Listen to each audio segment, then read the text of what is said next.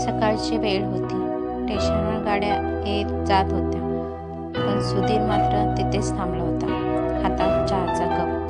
चहा थंड होत होता आणि आठवणी गरम. 10 वर्षापूर्वी या स्टेशनवर तो आणि मृणाल पहिल्यांदा भेटले होते. ती उशिरा आली होती, नेहमीसारखीच, आणि तो नेहमीसारखाच वाट पाहत. मी उशीर केला तर तू चहा थांबवून ठेवशील ना? ती हसून विचारायची. तो आजही थांबून ठेवत होता. फरक इतकाच, ती आता येणार नव्हती. गाडी आली, लोक चढले उतरले. सुधीरने चहाचा कप बाजूला ठेवला.